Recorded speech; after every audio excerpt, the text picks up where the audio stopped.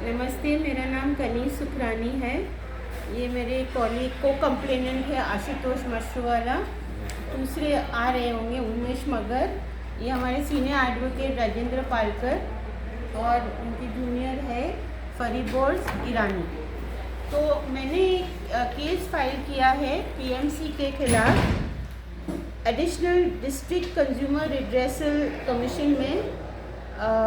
और ये case admit हो गया 13 दिसंबर को। और ये केस किसके बारे में है कि जो पीएमसी हमको बिल करता है प्रॉपर्टी टैक्स, उसमें सब हेडिंग्स होती है सामान्य चीज़ के लिए, conservancy, street tax, water tax, street tax. तो ये सब चीज़ है, ये बेसिक चीज़ें है, बेसिक चीज़ सर्विसेज है।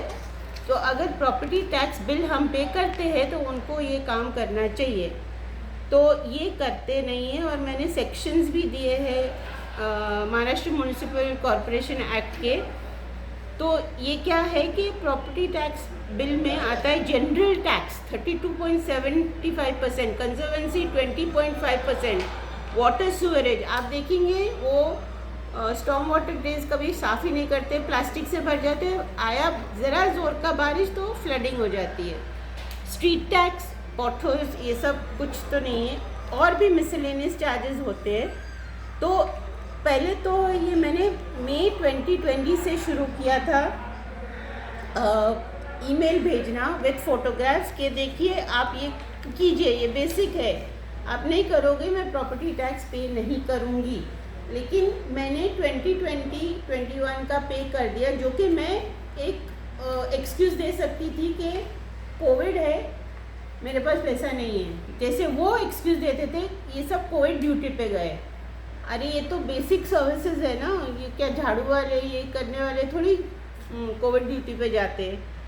फिर अब मैंने डिसाइड किया है कि ये जो 21-22 का प्रॉपर्टी टैक्स जो ड्यू था वो मैंने पे नहीं किया। मेरे को गैर कानूनी काम चीज़ नहीं करना है, लेकिन ये एक तरफा नहीं होता है। अगर मैं प्रॉपर्टी टैक्स दूँ तो उनको भी उनका वो बेसिक सर्विसेज करना चाहिए। तो 2020 से 22 ईमेल गए कमिश्नर को with the concern officers. Also मैंने CMS जो कंप्लेंट मैनेजमेंट सिस्टम है उसके ऊपर मैंने ये कंप्लेंट्स जारी कर दिए। आज तक वो सॉल्व नहीं, बंद नहीं हुआ है। वही 2020 में 7 ईमेल गए चीफ मिनिस्टर के ऑफिस में, वो चीफ मिनिस्टर की ऑफिस प्रिंसिपल सेक्रेटरी UD2 में भेज देता था। उसके बाद में यानी ये काला खड्डा है, जाता है चीज़ वो बाहर उसका असर पत्ता नहीं चलता है। फिर मैंने लास्ट में नहीं लेकिन 2020 में 8 ईमेल्स भेजे टू ऑनरेबल मेयर। जो भी चारों हमारे प्रभाग पे है वो भारतीय जनता पार्टी के। तो मैंने उनको प्रश्न पूछा कि हम इसके लिए इलेक्ट करते कि आप हमारा पैसा यूज़ करके आप बड़े बड़े प्रोजेक्ट्स यूज़ करो, ये करो वो करो, लेकिन ये जो बेसिक डेली चीज़ है वो आप नहीं करते हो। फिर मैंने फिर से शुरू किया 2021 में 21 ईमेल्स विद फोटोग्राफ्स भेजा कमिश्नर ऑफिस को और 17 ग्रीवियंसेस फाइल किए CMS को। अच्छा, ये CMS जो नहीं करते ये कंप्लेंट हो गया।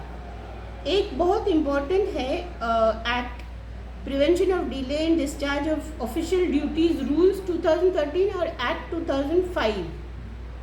ये तो बड़ा से बड़ा, ये भी मैंने उनको नोटिस पे लाया। ये आप भी उसमें शामिल है क्योंकि इग्नोर करते हो, आपके सीनियर ऑफिसर है वो आप लोग, तो ये आप चुप बैठे हो यानी आप भी शामिल हो। फिर इसके बाद में जो भी अभी लिस्ट है, गड्ढे गुड्ढे रास्ते में, ट्रेंच जो ट्रेंचिंग करते, केबल डालने, पाइप डालने, वो बंद नहीं करते बराबर। फुटपाथ तो है ही नहीं, अगर है तो वो पचारी ले लेते या कोई भी आके वो हड़प कर लेता है, नहीं फुटपाथ। फिर हॉकर्स को पुनर्वसन नहीं किया है तो वो फुटपाथ पे बैठते। फिर रास्ते पे आप देखेंगे राड़ा रोड़ा टाइल्स, जो कॉन्ट्रैक्टर काम ख़त्म करके जाता है वो वहीं छोड़ देता है। फिर मिक्स्ड और ओला कचरा सूखा कचरा एक ही तरफ फेंक देते हैं। वो कौन कलेक्ट करेगा? आपको ये करना चाहिए कंपलसरी कि आप सेपरेट करो, क्योंकि विमान नगर आउटस्कर्ट्स है, बीच का नहीं है, मीन्स जगह बहुत है सब सोसाइटीज़ में, तो ये नहीं होता है। फिर वाटर स्टॉर्म सूअरेज ड्रेनेज कभी साफ़ ही नहीं होता है, तो वो प्लास्टिक जो फेंकते वो जाके उसमें बैठ जाता है, बारिश आई यानी फ्लडिंग। फिर ये तो छोटी छोटी चीज़, डेड केबल्स है, जो सूखा ब्रांचेस पत्ता वो कट के उधर ही पड़ता है, उधर उसके अंदर मस्कीटो जाते हैं, सब वो होता है। और सबसे बड़ी बात, आप 24/7 पाइपलाइन ये वो बोलते वाटर पाइपलाइन, लेकिन हमारे एरिया में अभी तक वाटर टैंकर्स आते, उसको हमको एक्स्ट्रा पे करना चाहिए और एग्जॉर्बिटेंट। हम वाटर टैक्स भी पे करते हैं प्रॉपर्टी टैक्स में, लेकिन ये भी पे करना पड़ता है। तो ये कौन सा, where is the logic in this? तो 16 तारीख अगस्त को श्री रविंद्र बिनवडे जो अतिरिक्त आयुक्त थे, उनको मैंने निमंत्रण दिया कि आप नए हैं तो आप मेरे साथ आइए, मैं आपको राउंड पे ले जाऊंगी। तो उन्होंने चुप बैठ गए। फिर मैंने 1 सितंबर को सहायक आयुक्त मिस्टर सुहास जगताप, उनको पकड़ के लेके गई। आप देखो, हाँ 3 हफ्ते में क्लियर हो जाएगा। उसके बाद क्या क्लियर, उसके बाद और बुरा हो गया। तो ये तो एक तरफा ये चीज़ है कि against the law of natural and fair justice. So इसके लिए मैंने कहा आज का ये प्रॉपर्टी टैक्स नहीं करूँगी, और हमारी जो मांग है जो कमीशन में, ये मिस्टर गजेंद्र पालकर बताएंगे।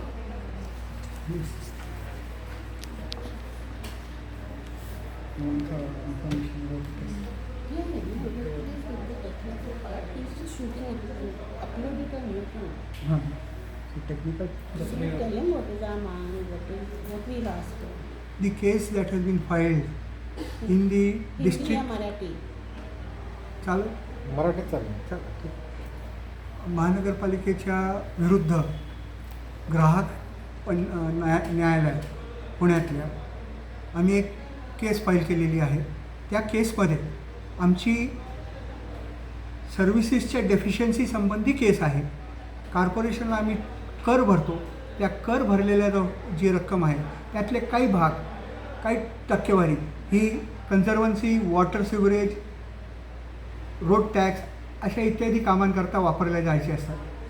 ती कामं गेल्या अनेक वर्षांपासून होत नाही आहेत आणि त्या संबंधीची ही तक्रार असून त्या तक्रारीत आमची मागणी प्रभाग क्रमांक 3 संबंधी असल्यामुळे प्रभाग क्रमांक 3 मधले जे कोण कर भरणारी लोक आहेत त्यांना 100% रिबेट मिळावा पुढील पिरियड करता, ही स्पेसिफिक मागणी असून आम्ही जी काय आता केस दाखल केली आहे त्या संबंधीचा जो काही खर्च आहे तेवढा आम्हाला मिळावा.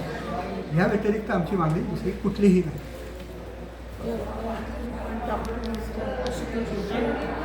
उमेश मगर, he is the my third त्या एरियामध्ये बघितलं तर बेसिक थिंग्स कधी कंप्लीट झालेल्या नाहीत. प्रत्येक ठिकाणी चेंबर्स, मॅनहोल्स उघड्यावर पडलेले असतात. स्ट्रीट लाईट कुठं चालू असते, कुठं बंद असतं, त्याच्यावर कधी लक्ष नसतं. नगरसेवकांना सांगायला गेलो तर आम्ही करतो म्हणतो. लास्ट टाईम माझी अशीच एक पत्रकारांसंग मला फोन आला होता.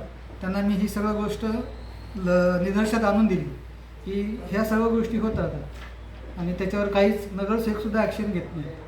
आणि नगरसेवक म्हणतात की तुम्ही आमच्याकडे या. अरे आम्ही त्यांना निवडून दिलं आहे, त्यांचं बेसिक थिंक आहे की हे त्यांनी काम केलं पाहिजे. म्हणजे आम्हाला त्यांच्याकडे जायची गरज पडली नाही पाहिजे, कारण ते एक सेवक आहेत. नगरसेवक म्हणजे एक सेवक आहे, त्यांनी सगळ्या मूलभूत गरजा तिथे कंप्लीट केलं पाहिजे. प्रभाग 3मध्ये मी पण राहतो आणि नगर रोडवर बऱ्याचशा अशा गोष्टी आहेत ज्या नगरपालिकेने व्यवस्थित करायला पाहिजेत. त्यांचं काहीच लक्ष नसतं. तुम्ही बघा, जिथे गार्डन एरिया त्यांनी बनवलेला आहे तिथे कोणी येऊन बघत नाही. तिथे सर्रास पार्किंग असतं, गाड्या महिनोन तिथे पडलेल्या असतात, एन्क्रोचमेंट झालेली असते. इथपर्यंत की तुम्ही नगर रोडवर बघितलं तर तिथे अक्षरशः डुक्कर झोपलेले असतात बाहेर. म्हणजे जी पालिकेची जागा आहे आणि जिथे गार्डन असायला पाहिजे तिथे सबंध डुक्कर पडलेले असतात, त्यांचं खाणं पडलेलं असतं. बरेचदा तर मेलेले डुक्कर तिथे पडून असतात. हे कोणी साफसफाई करत नाही आणि कचरा पण जाळण्यात येतो. आता खरं बघायला गेलं तर कचरा न जाळण्यासाठी इवन कोर्टाच्या ऑर्डर्स आहेत की हे फार पोल्युशन क्रिएट करतं, पण सर्रास कचरा जाळला जातो आणि ते पण सगळ्या मेन रोड्सवर. तिथे कचऱ्यांचा ढीग असतो आणि हे सगळं दिसतं तिथे, तरी पण काही ॲक्शन घेतली जात नाही. अशा कितीतरी, म्हणजे आपण बोलायला लागलो तर एकानंतर एक संपणार नाहीत एवढ्या डेफिशियन्सीज आहेत सर्व्हिसमध्ये. तर ह्या बाबतींमध्ये फक्त कंप्लेंट देऊन काही होत नाही, तेव्हा आपल्याला काही ना काही त्याच्यासाठी पुढे करायला पाहिजे.